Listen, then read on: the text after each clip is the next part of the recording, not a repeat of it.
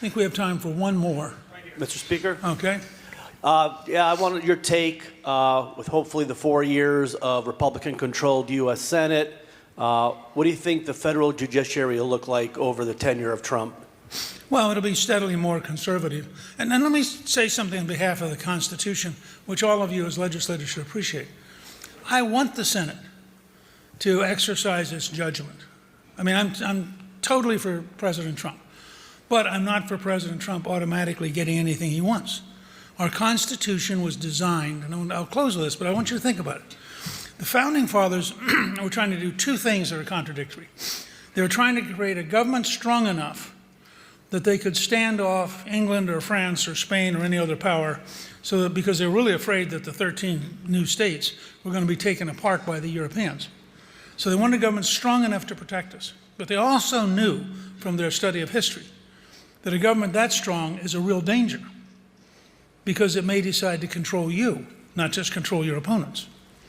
And so they wanted to design a machine so inefficient that no dictator could make it work. I mean, trust me, this is a design. This is not an accident. They studied Montesquieu's theory of the spirit of the laws, who was the leading theoretician of this, and they said, well, we got it. We're going to distribute power. You get a chief executive for 4 years, but he's a chief executive who has to have the Congress pass things. And frankly, up until the Civil War, presidents were relatively responsive, and the Congress was the lead. It's only when Lincoln has to fight a war that it begins to shift. So, and they were commanders-in-chief deliberately, because remember, the guy presiding over the Constitutional Convention had been commander-in-chief, had fought a war for 8 years. So he understood the concept. Then they said, okay, well, you get 4 years. Now, we want a Senate which is aloof. And the Senate for 6 years recorded no votes. And they were secret. They met, because they thought of themselves as being like the House of Lords. They secretly still do. And so the Senate gets elected only 1/3 every 2 years, so you can never have a wave of opinion that changes the Senate in one election. It was described at one point by Washington as the cooling saucer to the hot cup of coffee from the House.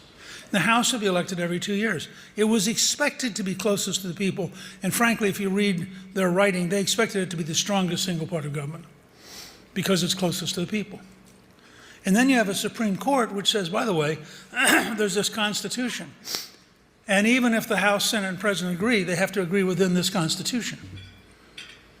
Now, that's all by design, because they thought that over time, this is why it was a republic, not a mass democracy. They thought that over time, wisdom would apply. And over time, we would both protect our freedoms and be effective at getting things done. And I personally love that system. I think it's exactly right. So when the president nominates certain people, if they can't get the Senate to agree, he has to nominate new people. And that is the system. And all of us who believe in the rule of law and believe in the Constitution should relax. No one expects anyone to salute. At the same time, the president doesn't have to do what the Senate and House want, because he got elected too. It's a remarkably intricate system. All of you are part of it at the state level. And I think with your experience at the state level, your knowledge, you can play a huge role in the next 12 months in getting this thing off to a start that will become historic, and the people will look back later on as a great turning point in American life. Thank you, good luck, and God bless you.